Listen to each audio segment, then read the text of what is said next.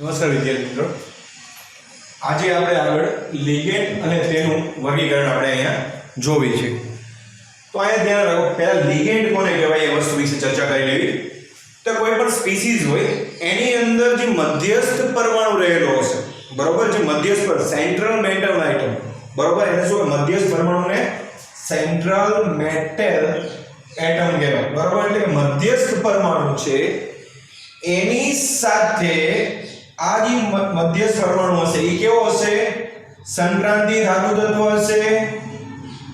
સંક્રાંતિ ધાતુ તત્વ હશે એટલે ડી કક્ષક કેવી હશે? ખાલી હશે, બરોબર.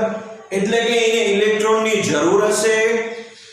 આ ડી મધ્યસ્થ પરમાણુના જે ડી કક્ષકમાં જે ઇલેક્ટ્રોનની ખોટ છે, એટલે કે એની જરૂર છે ઇલેક્ટ્રોનની, તો એને કોઈ ઇલેક્ટ્રોન આપશે.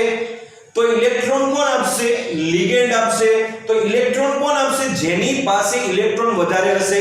તો જેની પાસે એક તો કોણ આપશે? જેની પાસે અયુગ્મિત ઇલેક્ટ્રોન હોય એ, અને પ્લસ જે ઇલેક્ટ્રોન જેની પાસે વધારે હશે એ આપશે. તો જે સેન્ટ્રલ મેટલ આટમ છે કે મધ્યસ્થ પરમાણુ છે એને જેટલા લિગેન્ડ, બરોબર, જેટલા લિગેન્ડ એટલે કે જેટલા ઇલેક્ટ્રોન આપતો હશે, બરોબર, જેટલા પ્રમાણમાં ઇલેક્ટ્રોન આપતા હશે એને શું કહેવામાં આવશે? લિગેન્ડ કહેવામાં આવશે, બરોબર.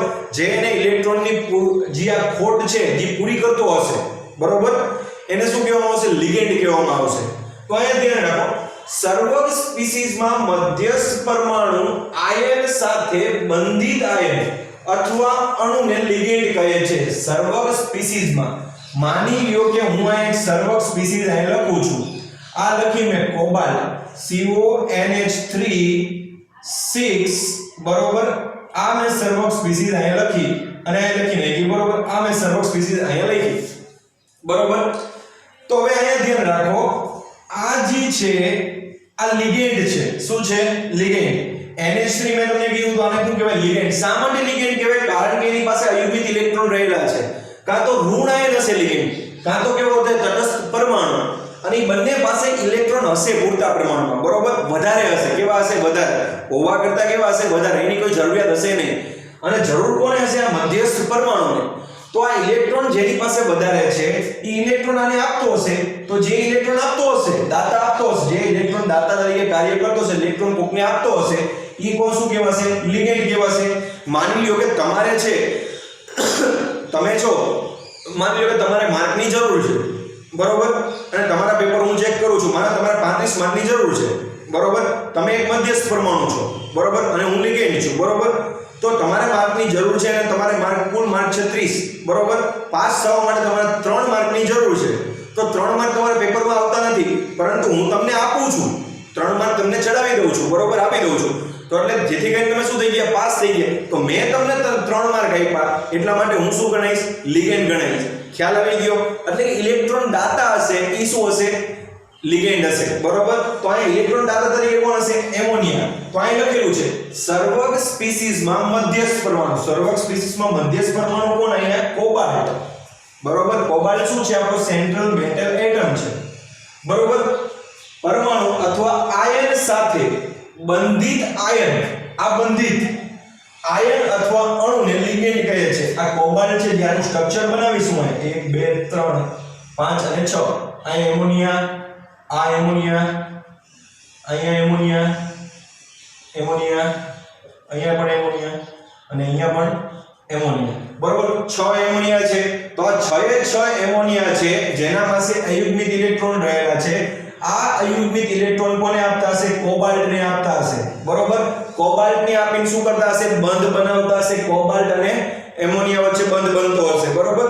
તો આ રીતે જે આપતા હશે ઇલેક્ટ્રોન એને શું કહેવામાં આવશે? લિગેન્ડ કહેવામાં આવશે. એટલા માટે લખેલું છે સર્વગ સ્પીસીઝમાં મધ્યસ્થ પરમાણુ આયન સાથે, મધ્યસ્થ પરમાણુ આયન સાથે બંધિત આયન. તો બંધિત કોણ છે? NH3. બંધિત આયન અથવા અણુને લિગેન્ડ કહે છે. અહીંયા આયન નથી પણ NH3 અણુ છે. તો અહીં શું કીધું છે? આયન અથવા અણુને શું કહેવામાં આવે છે? લિગેન્ડ કહેવામાં આવે છે. તો લિગેન્ડ કહેવામાં આવે છે. લિગેન્ડના પણ પ્રકાર છે, બરોબર. એકદંતીય, દ્વિદંતીય, ત્રિદંતીય, ચતુર્દંતીય, પંચદંતીય, ષષ્ઠદંતીય, સપ્તદંતીય, અષ્ટદંતીય. તો આ બધા લિગેન્ડના પ્રકાર છે. હવે એકદંતીય લિગેન્ડ કોને કહેવાય? તો અહીંયા ધ્યાન રાખો, એનું અહીંયા શોર્ટ કરેલું છે એકદંતીય લિગેન્ડ. કે જ્યારે ધાતુ આયન, જ્યારે કોઈ પણ ધાતુ આયન છે, મેટલ છે અને આ લિગેન્ડ છે, બરોબર, જ્યારે કોઈ પણ ધાતુ આયન સાથે એકાકી દાતા એટલે કે અયુગ્મિત ઇલેક્ટ્રોન છે આ લિગેન્ડ પાસે એક જ હશે અને આ એક અયુગ્મિત ઇલેક્ટ્રોન એક જ અયુગ્મિત ઇલેક્ટ્રોન આને આપતો હશે તો એવા લિગેન્ડને શું કહેવામાં આવશે? એકદંતીય લિગેન્ડ કહેવામાં આવશે. આ એમોનિયા છે, આ NH3, આ સ્પીસીઝ લખી હતી મેં અહીંયા કોબાલ્ટ, બરોબર, NH3, અહીંયા 6, બરોબર, અને અહીંયા લખ્યું હતું મેં Cl માં 3, બરોબર. તો આ NH3 લિગેન્ડ છે, બરોબર, જે કોબાલ્ટ સાથે શું હશે? બંધિત આયન સાથે જોડાયેલો હશે. તો આ એક એમોનિયાનો અણુ છે, એક NH3 છે, એ એક અયુગ્મિત ઇલેક્ટ્રોનની જોડ કોને આપતો હશે? કોબાલ્ટને આપતો હશે. તો એવા કેટલા એમોનિયા છે? 6 એમોનિયા. તો અહીંયા કોબાલ્ટના કેટલા આયન સાથે બંધાતો હશે? 6 આયન સાથે. એક એમોનિયા છે, એક એમોનિયા, 1 મોલ એમોનિયા છે, એ જે એક એમોનિયા છે એ એક જ અયુગ્મિત ઇલેક્ટ્રોનનું દાન કરતો હશે. એક જ અયુગ્મિત ઇલેક્ટ્રોનનું દાન મધ્યસ્થ પરમાણુ એટલે કે સેન્ટ્રલ મેટલ આઇટમને કરે છે. કોને કરે છે? સેન્ટ્રલ મેટલને દાન કરે છે. એક એમોનિયાનો અણુ એક જ અયુગ્મિત ઇલેક્ટ્રોનનું દાન કરે છે. એટલે કે જે અણુ છે, બરોબર, જેટલા અયુગ્મિત ઇલેક્ટ્રોન દાન કરતા હોય એને એ રીતનો લિગેન્ડ કહેવાય. તો એમોનિયા છે એક જ અયુગ્મિત ઇલેક્ટ્રોન આપી શકે છે કોઈ પણ મધ્યસ્થ પરમાણુને, બરોબર, બે આપી શકતો નથી. તો એટલા માટે એને શું કહેવામાં આવે છે? એકદંતીય લિગેન્ડ. કારણ કે એક જ અયુગ્મિત ઇલેક્ટ્રોનનું શું કરે? એક અયુગ્મિત ઇલેક્ટ્રોન એટલે કે બે કુલ ઇલેક્ટ્રોન, બે અયુગ્મિત ઇલેક્ટ્રોનની જોડ છે, બરોબર. તો આ એક અયુગ્મિત ઇલેક્ટ્રોન આપતો હશે એટલા માટે એને શું કહેવામાં આવે છે? એકદંતીય લિગેન્ડ કહેવામાં આવે છે. જ્યારે લિગેન્ડ ધાતુ આયન સાથે, આ લિગેન્ડ છે, બરોબર, આ લિગેન્ડ છે NH3, ધાતુ આયન છે, આ ધાતુ આયન છે સાથે એકાકી દાતા પરમાણુ દ્વારા, તો એકાકી દાતા થયા, એકાકી દાતા પરમાણુ દ્વારા બંધિત થાય છે. એટલે કે આ બંધ જે બન્યો એના ઇલેક્ટ્રોનની ભાગીદારી દ્વારા શું કર્યું? બંધ બનાવ્યો. એટલે ઇલેક્ટ્રોન કોબાલ્ટને શું કર્યા? આપી અને શું કર્યો? બંધ બનાવ્યો. તો જ્યારે લિગેન્ડ ધાતુ આયન સાથે એકાકી દાતા પરમાણુ દ્વારા બંધિત થાય છે તેવા લિગેન્ડને એકદંતીય લિગેન્ડ કહે છે. તો આ કોબાલ્ટ છે, આ મધ્યસ્થ પરમાણુ છે, બરોબર, મધ્યસ્થ પરમાણુ કે મેટલ ગણી લ્યો, આ લિગેન્ડ છે. તો એકદંતીય લિગેન્ડની અંદર એમોનિયા આવે છે તો એની પાસે એક અયુગ્મિત ઇલેક્ટ્રોન હોય છે. તો આ એકાકી દાતા કહેવાય. શું કહેવાય? એકાકી દાતા. કે આની પાસે અહીંયા બીજો તો છે નહીં, બરોબર, અહીંયા ત્રીજો તો છે નહીં, બરોબર, તો અહીંયા દાન કરી શકે. એક જ સાઈડ દાન કરતું હોય. કઈ સાઈડ કરતું હોય? એક જ અયુગ્મિત ઇલેક્ટ્રોન દાન કરતો હોય, બરોબર, તેનો કેવો કહેવાય? એકાકી દાતા એટલે કે એકદંતી લિગેન્ડ કહેવાય. એક જ અયુગ્મિત ઇલેક્ટ્રોનનું દાન કરતો હોય તો એને શું કહેવાય? એકદંતી લિગેન્ડ. હવે તમને એમ થાય H2O નું સ્ટ્રક્ચર બનાવો છે તો H2O માં તો આવી રીતે આવે છે, ઓક્સિજન અહીંયા, પણ ઓક્સિજન અહીંયા તો બે અયુગ્મિત ઇલેક્ટ્રોન છે, બરોબર, પરંતુ ડોનેટ છે માત્ર એક જ ઓક્સિજન કરતો હશે, એક જ અયુગ્મિત ઇલેક્ટ્રોન ડોનેટ કરતો હશે. કેટલા કરતો હશે? એક જ. બંને કરતો હશે નહીં, કારણ કે સ્ટેબલ નહીં રહે એટલા માટે. કારણ કે આમાં છે બે અયુગ્મિત ઇલેક્ટ્રોન, પરંતુ કરતો હશે એક જ અયુગ્મિત ઇલેક્ટ્રોન ડોનેટ કરતો હશે કોઈ પણ મેટલને, બરોબર. આ એક જ કાં કરતો હશે કાં તો આ કરતો હશે. બેમાંથી એક જ અયુગ્મિત ઇલેક્ટ્રોન છે ઈ અહીંયા મેટલને સાથે શું કરતો હશે? ઇલેક્ટ્રોનનું દાન કરતો હશે, બરોબર. તો એટલા માટે આને છે એકદંતી લિગેન્ડમાં શું કરવામાં આવેલો છે? સામેલ કરવામાં આવ્યો છે. ક્લોરીન, એની પાસે પણ એક અયુગ્મિત ઇલેક્ટ્રોન આવશે, બરોબર, કારણ કે એક ઇલેક્ટ્રોનની પાસે શું થઈ ગયો છે? વધી ગયો છે. તો આ પણ એક ઇલેક્ટ્રોન દાન કરી શકતો હશે, અયુગ્મિત electron. Br, chloride ion, bromide ion, એ પણ કેવા કહેવાય? એકદંતીય લિગેન્ડ. ત્યારબાદ આગળ ચાલવી, જ્યારે લિગેન્ડ ધાતુ આયન, આ તો એક જ હતું, જ્યારે લિગેન્ડ ધાતુ આયન સાથે બે દાતા પરમાણુ દ્વારા બંધિત થાય છે, એટલે કે કોઈ પણ મેટલ છે એની સાથે જે લિગેન્ડ છે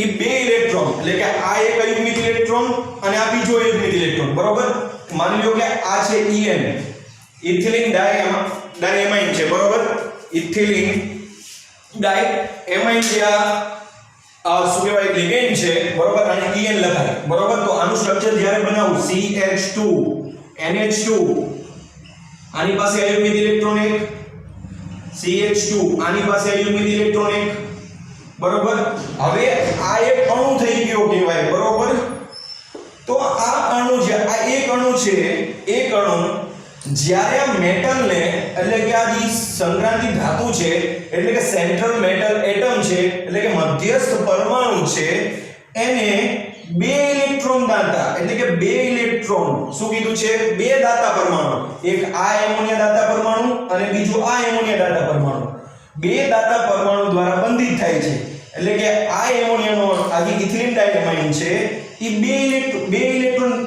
અયુગ્મિક ઇલેક્ટ્રોન છે એ બે અયુગ્મિક ઇલેક્ટ્રોનનું દાન કરતો છે કેટલા અયુગ્મિક ઇલેક્ટ્રોનનું દાન કરતો છે મધ્યસ્થ પરમાણુને બે એટલા માટે એને દ્વિદંતીય કહેવાય ત્રણ અયુગ્મિક ઇલેક્ટ્રોનનું દાન કરતો હોય તો ત્રિદંતીય ચાર અયુગ્મિક ઇલેક્ટ્રોનનું દાન કરતો ચતુર્દંતીય પાંચ અયુગ્મિક ઇલેક્ટ્રોનનું દાન કરતો એક જ પરમાણુ બે પરમાણુ નહીં આ એક જ છે આ એક ઇથિલિન ડાયએમાઇન છે એની અંદર છે જ્યારે કોઈ પણ મેટલ સાથે જોડાશે ત્યારે ઇથિલિન ડાયએમાઇનના એક અણુમાંથી બે અયુગ્મિક ઇલેક્ટ્રોન મેટલ સાથે જોડાયેલા હશે કેટલા જોડાયેલા હશે બે માની લ્યો કે 2 મોલ છે બે ઇથિલિન ડાયએમાઇન છે તો કેટલા અયુગ્મિક ઇલેક્ટ્રોન છે મેટલ સાથે જોડાયેલા હશે 4 કેટલા 4 કેમ 4 એક En છે એક En ઈ કેટલા અયુગ્મિક ઇલેક્ટ્રોન દાન કરે છે મેટલને 2 કરે છે કેટલા 2 જ્યારે 2 ઇથિલિન ડાયએમાઇન હોય બરોબર તો મેટલ સાથે કેટલા અયુગ્મિક ઇલેક્ટ્રોન દાન કરતો હશે 4 તો એનો સર્વાંગાંક કેટલો હશે 4 ક્યારે સર્વાંગાંક મેં તમને કીધું જેટલા મધ્યસ્થ પરમાણુ સાથે જેટલા લિગેન્ડ જોડાયેલા હોય એનો શું હોય સર્વાંગાંક કહેવાય ખ્યાલ આવી ગયો તો આ વસ્તુ થઈ ગયું ત્યારબાદ ઓક્ઝોલેટ આયન બરોબર C2O4 આ પણ એક દ્વિદંતીય લિગેન્ડ છે અહીંથી કોઈ પણ એક આ મેટલ અહીંથી આ યુગ્મિક ઇલેક્ટ્રોનનું દાન કરતો છે અને અહીંથી એટલે એક ઓક્ઝોલેટ આયન છે એ બે યુગ્મિક બે દાતા છે આ ઓક્સિજન અને આ ઓક્સિજન એની સાથે જોડાતા છે એટલા માટે શું કહેવાય દ્વિદંતીય લિગેન્ડ જ્યારે બે લિગેન્ડ ધાતુ આયન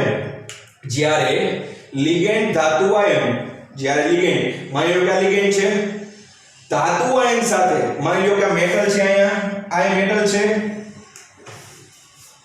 વ્યાખ્યા પ્રમાણે આપણે કરીએ બરોબર આ મેટલ કોઈ પણ ધાતુ છે આપણી પાસે સેન્ટ્રલ મેટલ એટમ છે મધ્યસ્થ પરમાણુ છે જ્યારે લિગેન્ડ છે ધાતુ આયન સાથે આ ધાતુ આયન છે આપણો બરોબર સાથે બે દાતા પરમાણુ આ એક દાતા અને આ બે દાતા આ એક દાતા અને આ બે દાતા બરોબર બે દાતા પરમાણુ દ્વારા બંધિત થાય છે તેવા લિગેન્ડને દ્વિદંતીય લિગેન્ડ કહેવાય છે બે દાતા છે એક આ નાઇટ્રો એમોનિયા અને એક આ એક નાઇટ્રોજન અને આ નાઇટ્રોજન અહીંયા ઓક્સિજન અને અહીંયા ઓક્સિજન તો આવાને શું કહેવાય દ્વિદંતીય લિગેન્ડ કહેવાય ત્યારબાદ બહુદંતીય લિગેન્ડ જ્યારે અનેક દાતા પરમાણુ એટલે બે અથવા તેના કરતા વધારે દાતા પરમાણુ હોય બરોબર એટલે કે એક જ લિગેન્ડ છે એક લિગેન્ડ કોઈ પણ માની લો કે આવી રીતે એક ઇથિલિન ડાયએમાઇન હતો એવો કોઈ પણ એક લિગેન્ડ છે એ બે થી વધારે ઇલેક્ટ્રોન દાતા હોય એની પાસે બરોબર 3 હોય 4 હોય એવા દાતા પરમાણુ હોય તેને બહુદંતીય લિગેન્ડ કહેવાય ઉદાહરણ તરીકે EDTA બરોબર ઇથિલિન ડાયએમાઇન ટેટ્રા એસિટેટ બરોબર તો આ અહીંથી ઓક્સિજન આ એક છે આ એક EDTA નો અણુ છે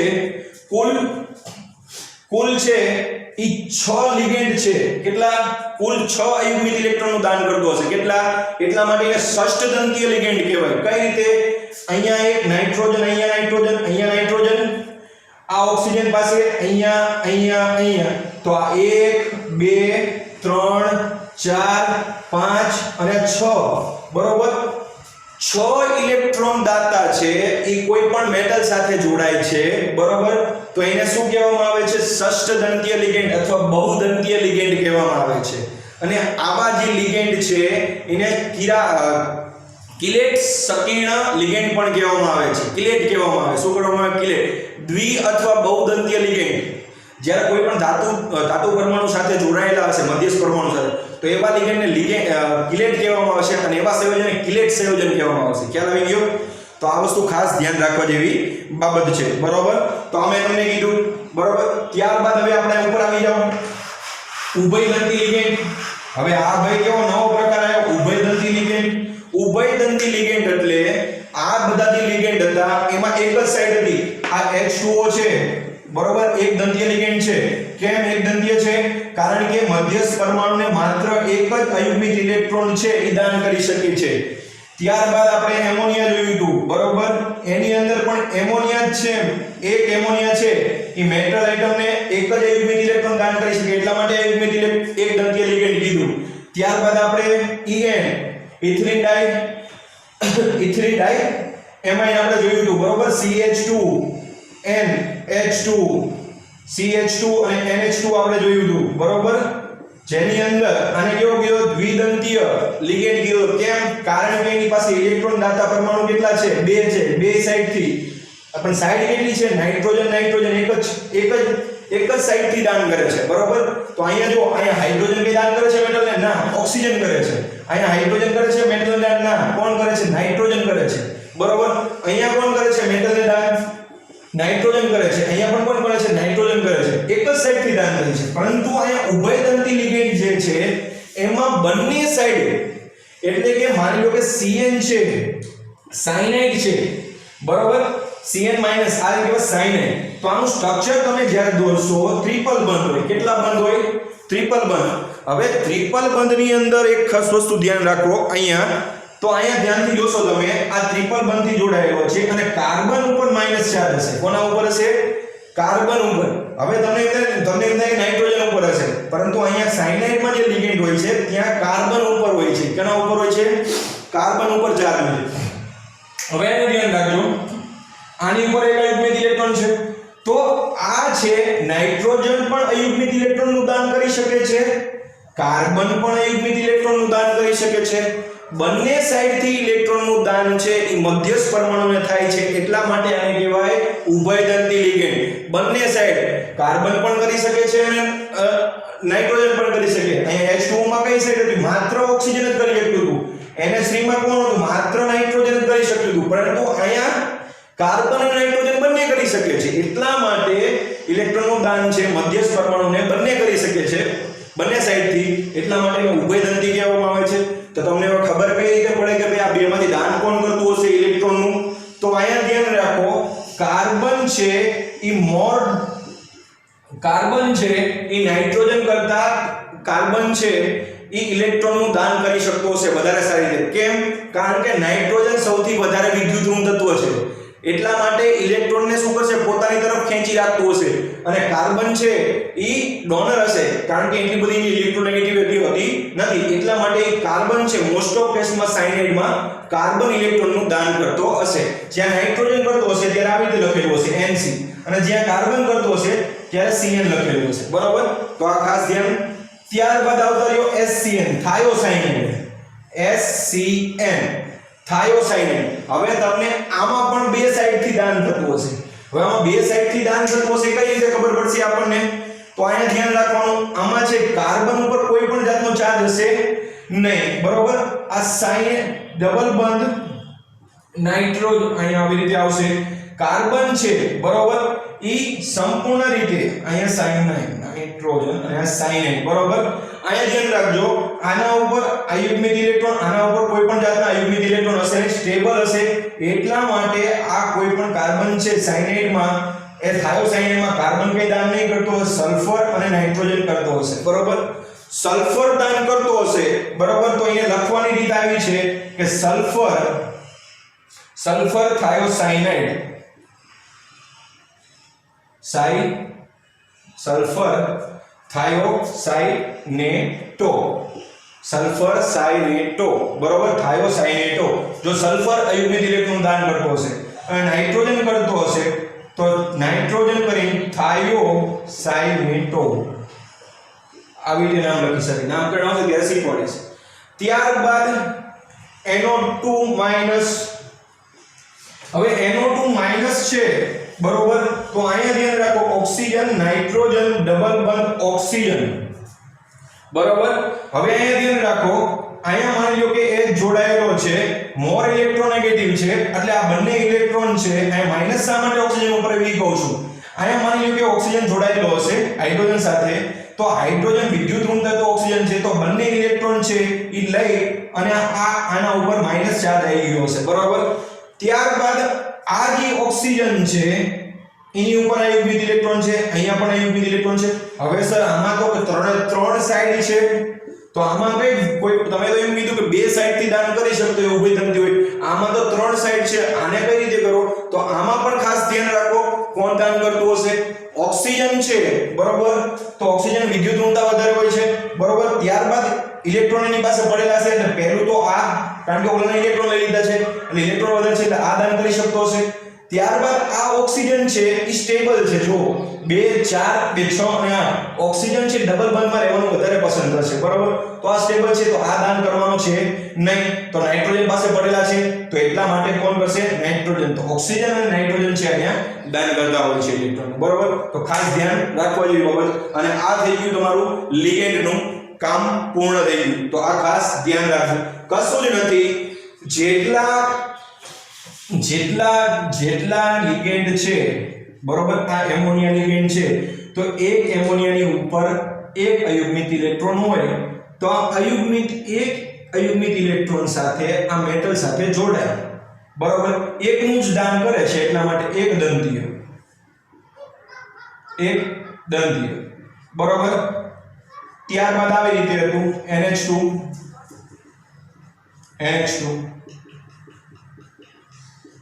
આ ઇથિલિન ડાયમાઇન નો બરોબર એક જ અણુ છે, અને આ કોઈ પણ મધ્યસ્થ પરમાણુ હશે એને બે અયુગ્મિત ઇલેક્ટ્રોન નું દાન કરતો હશે એટલા માટે દ્વિદંતીય. ઓલામાં આપણે જોયું તો ષષ્ઠ દંતીય 6 ઇલેક્ટ્રોન નું દાન, 6 ઇલેક્ટ્રોન દાતા હતા, 2 નાઇટ્રોજન અને 4 ઓક્સિજન. તો કઈ રીતે કહ્યું બહુદંતીય. આવી રીતે તો CH2 એક એનાયા C માઈનસ બરોબર, COO માઈનસ. અહીંયા જો આ મેટલ છે કોઈ પણ, તો અહીં નાઇટ્રોજન પાસે છે અને ઓક્સિજન પાસે છે, તો આ એક નાઇટ્રોજન, આ બીજો નાઇટ્રોજન, એક જ અણુ છે EDTH નો બરોબર, એક જ અણુ છે.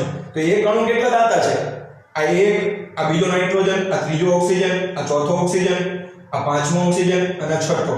6 ઇલેક્ટ્રોન દાતા છે એટલા માટે ષષ્ઠ દંતીય કીધો. આમાં ઇલેક્ટ્રોન દાતા કેટલા છે, 2. કોણ નાઇટ્રોજન અને આ નાઇટ્રોજન, એટલા માટે દ્વિદંતીય. જેટલા ઇલેક્ટ્રોન દાતા હોય એટલો એ દંતીય લિગેન્ડ હોય બરોબર. આમાં એક જ ઇલેક્ટ્રોન દાતા છે નાઇટ્રોજન, તો એટલા માટે એક દંતીય બરોબર. પછી એની સાથે કોઈ પણ ગમે એટલા જોડાયેલા હોય, 6 જોડાયેલા હોય તોય કોઈ વાંધો નથી બરોબર. પણ ઇલેક્ટ્રોન એક આ કુલ થઈ ગયા 6 NH3 થઈ ગયા. કેટલા થઈ ગયા 6 NH3. તો કોઈ પણ મધ્યસ્થ પરમાણુ કોબાલ્ટ છે એની સાથે આ 6 NH3 જોડેલા, પરંતુ એક NH3 એક જ દેતો હશે, તો 6 NH3 કેટલા દેતા છે 6, પણ એક જ ઇલેક્ટ્રોન NH3 દે છે અયુગ્મિત ઇલેક્ટ્રોન, એટલા માટે એક દંતીય. આ એક અણુ EN નો કેટલા અયુગ્મિત ઇલેક્ટ્રોન આપે છે 2, તો એટલા માટે એને દ્વિદંતીય. આ એક જ ઓક્ઝોલેટ નો કેટલા આપે છે 6, તો એટલા માટે એને કહેવાય ષષ્ઠ દંતીય બરોબર. તો આ રીતે લિગેન્ડ નું વર્ગીકરણ છે અહીંયા પૂરું થઈ ગયું. અને સર્વાંગાંક વિશે થોડીક માહિતી આપી દઉં. સર્વાંગાંક કોને કહેવાય? માની લો કે સ્પીસીઝ આપેલી છે,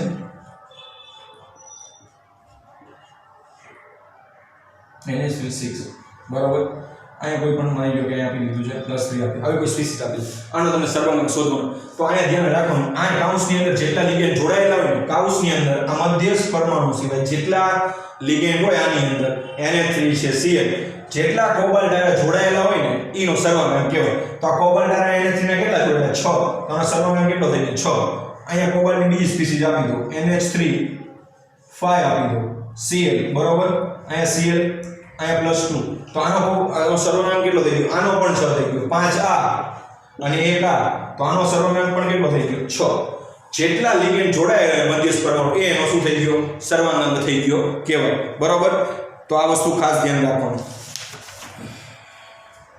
ત્યારબાદ હવે સર્વાંકમાં આ તો એક ગંતી હતો. માની લ્યો કે અહીંયા આ કોબાલ્ટ છે, અહીંયા કૌંસની અંદર En ના 2 આવી દીધા. કેટલા આપી દીધા? 2. અને અહીંયા કોઈ પણ આપી દીધું 3 આપી દીધું. En એટલે કે ઇથિલિન ડાયએમાઇન, બરોબર. ઇથિલિન ડાયએમાઇન ના આપી તો આપણને ખબર છે તો આની અંદર કેટલા કોબાલ્ટ જોડાય, કોબાલ્ટ કેટલા લિગેન્ડ જોડાયેલા છે, કેટલા ઇલેક્ટ્રોન દાદા જોડાયેલા છે? તો અહીંયા ધ્યાન રાખો, એક En છે, એક En કેટલા આયુર્વેદ ઇલેક્ટ્રોનનું દાન કરતો હતો? 2 આયુર્વેદ ઇલેક્ટ્રોન. તો અહીંયા કેટલા છે? 2 En. તો આનો સર્વાંક કેટલો આવશે? 4. કેટલા લિગેન્ડ જોડાયેલા છે કોબાલ્ટ? 4 લિગેન્ડ, બરોબર. એક En છે એ 2 લિગેન્ડ હોય એની પાસે. કોના કોના? અહીંયા આપણને ખબર હતી, અહીંયા હતું CH2, બરોબર. CH2 N H2 NH2, બરોબર. એક અહીંયા માની લો કોબાલ્ટ આપેલો છે, બરોબર. તો એક છે, બરોબર. તો હવે તમને એમ થાય કે ભાઈ જેટલા મેં તમને એમ કીધું જેટલા લિગેન્ડ હોય એટલો એનો સર્વાંક. તો અહીંયા તો En 2 છે, તો સાહેબ 2 સર્વાંકનું આવે. જેટલા લિગેન્ડ જોડાયેલા હોય એ એનો સર્વાંક. તો અહીંયા ધ્યાન રાખો, આની લિગેન્ડની સાઈડ કેટલા લિગેન્ડ ડોનેટ કરે છે? 2 આયુર્વેદ ઇલેક્ટ્રોન. 2 લિગેન્ડ એક અણુમાંથી 2 જોડાય છે, તો 2 માંથી કેટલા જોડાતા હોય? 4. એક આ લિગેન્ડ એક જ અણુના 2, તો 2 અણુના કેટલા? 4. તો આવી રીતે એનું સર્વાંક કાઢાય છે. આગળના ટૂંકમાં શીખવાડીશ સર્વાંક વધારે કઈ રીતે નીકળે, તો ખાસ ધ્યાન રાખજો. નમસ્કાર, ધન્યવાદ.